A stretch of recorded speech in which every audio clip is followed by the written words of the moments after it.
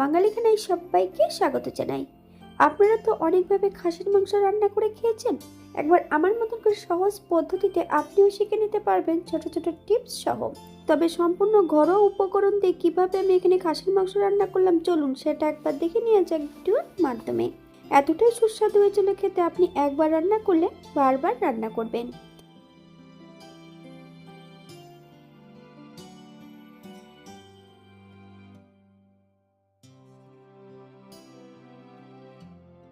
এখানে আমি আগের থেকে 750 গ্রাম খাসির মাংস নিয়ে নিয়েছি। মাংসগুলোকে ধুয়ে পরিষ্কার করে রেখেছি।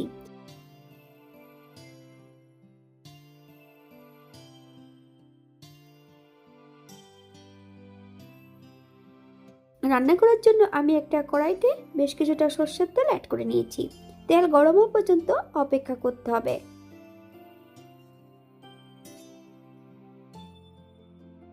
বেশ কিছুটা আলু একটু লবণ আর হলুদের গুঁড়ো দিয়ে ভেজে নিতে হবে। আপনারা যদি এখানে কাশ্মীরি লঙ্কার গুঁড়ো পছন্দ করেন তাহলে অ্যাড করতে পারেন।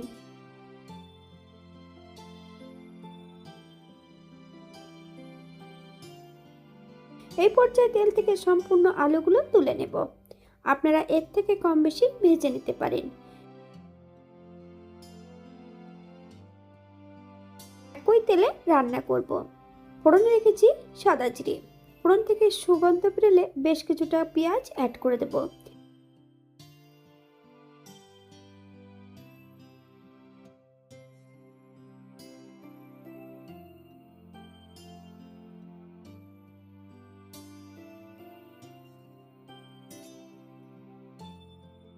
বড় সাইজের 4টে পেঁয়াজ সরু সরু করে কেটে অ্যাড করেছি। আপনারা যদি পছন্দ করেন তাহলে পরিমাণে বাড়িয়ে দিতে পারেন।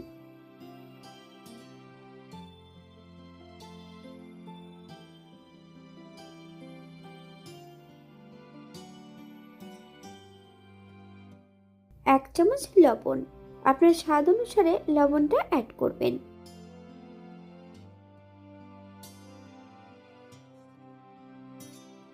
মিডিয়াম সাইজের 2টো রসুন থেতো করে অ্যাড করেছি। আপনারা রসুনটা বেটে নিতে পারেন। পেঁয়াজ রসুন থেকে যতক্ষণ কাঁচা গন্ধ ছাড়বে ততক্ষণ বেশ ভালো করে ভেজে নিতে হবে।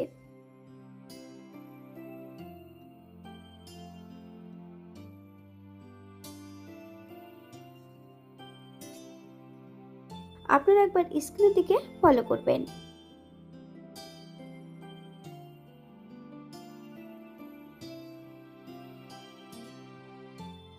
তবে পেঁয়াজ রসুন ভাজার সময় আমি কিন্তু এক টুকরো চর্বি অ্যাড করে দিয়েছিলাম, তাহলে কিন্তু রান্নার সময় তেলের পরিমাণটা কম লাগবে।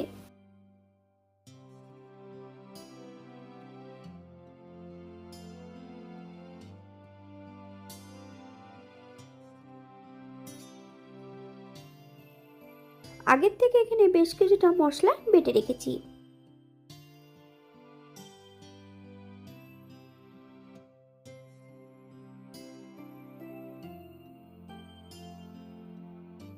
এখানে আমি আগের থেকে বেশ কিছুটা মশলা বেটে রেখেছি। জিরে আর ধনে বাটা 3 চামচ, 3 চামচ শুকনো লঙ্কা বাটা। আপনারা যদি কাঁচা লঙ্কা পছন্দ করেন অ্যাড করতে পারেন। মশলাটা বেশ ভালো করে ভেজে নিতে হবে।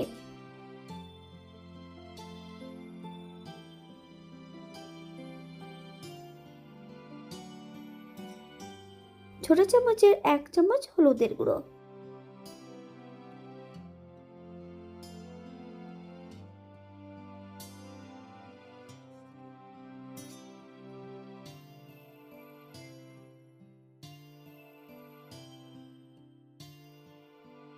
এক চামচ কাশ্মীরি লঙ্কার গুঁড়ো,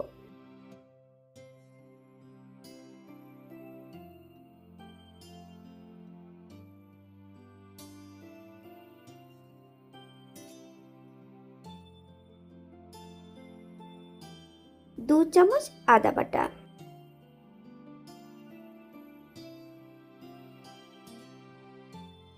বাঙালি রান্না ঘরোয়া উপকরণ দিয়ে আপনাদের যদি রান্নাগুলো পছন্দ হয় তাহলে চ্যানেলটি সাবস্ক্রাইব করে দিয়ে পাশে থাকবেন।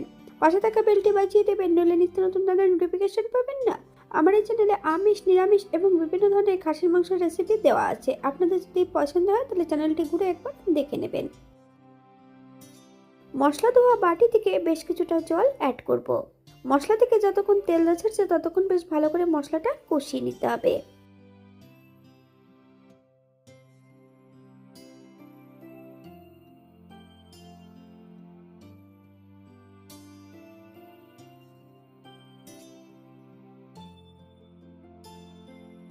মাংসর গায়ে বেশ কিছুটা টক দই লাগিয়ে নিয়েছি। তবে 750 গ্রাম মাংসের জন্য আমি এখানে 50 গ্রাম জল ঝরানো টক দই অ্যাড করেছিলাম। 20 থেকে 25 মিনিটের মতন মাংসগুলোকে রেস্টে রেখে দিতে হবে।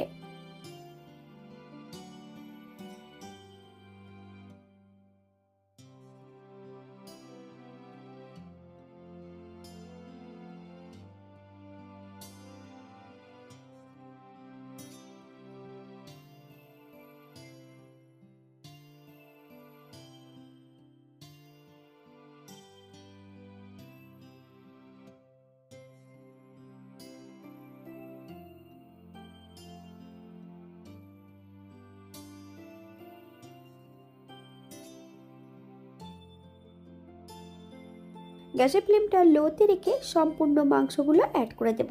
বেশ কিছু সময় লো ফ্লেমে রান্না করে নিতে হবে। গ্যাসের ফ্লেমটা যদি হাইতে করে রান্না করা হয় অনেক সময় টক দইটা কেটে যেতে পারে।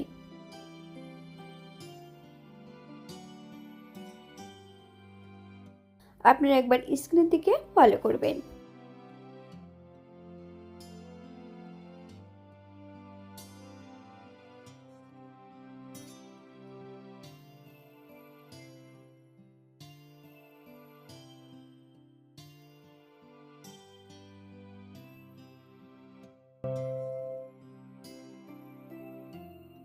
2 টুকরো চুই ঝাল।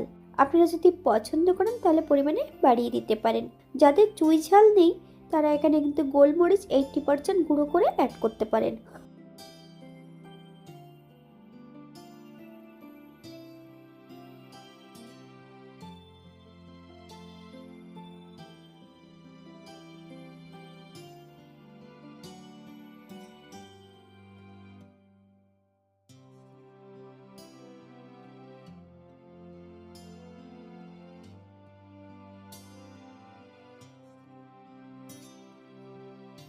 চল্লিশ থেকে 45 মিনিটের মতন মাংসটা কষিয়ে নিয়েছি।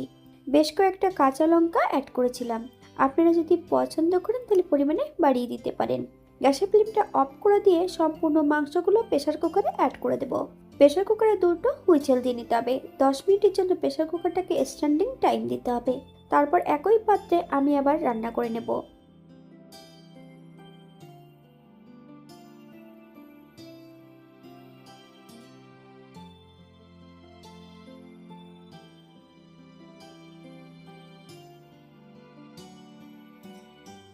প্রেসার কুকার থেকে বের করে আমি 7 থেকে 8 মিনিটের মতন হাই ফ্লেমে রান্না করে নিয়েছি। হাফ চামচ গরম মশলা গুঁড়ো, আপনারা যদি এখানে পছন্দ করেন তাহলে বাটাটাও অ্যাড করতে পারেন। হাফ চামচ গরম মশলা গুঁড়ো।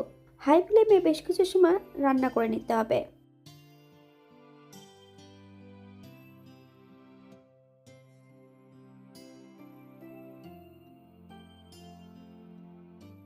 এই পর্যায়ে অ্যাড করবো 1 চামচ ঘি। আপনারা যদি পছন্দ করেন তাহলে পরিমাণে বাড়িয়ে দিতে পারেন। গ্যাসের ফ্লেমটা অফ করে দিয়ে 5 মিনিটের জন্য স্ট্যান্ডিং টাইম দেব, তারপর সার্ভ করব।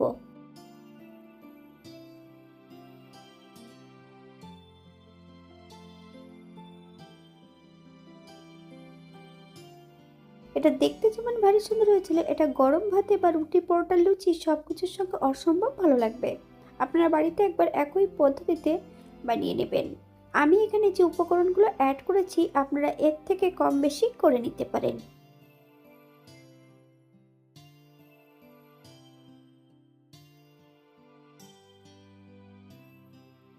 আজকের ভিডিওটি এই পর্যন্ত। সবাই সুস্থ থাকবেন, ভালো থাকবেন। অন্যদের নতুন রেসিপি নিয়ে আপনাদের সামনে আবার আমি হাজির হব। নতুন ও পুরনো সকল বন্ধুদের অসংখ্য ধন্যবাদ ভিডিওটি দেখার জন্য। হাতে যদি সময় থাকে তাহলে একটা লাইক, কমেন্ট, শেয়ার করবেন।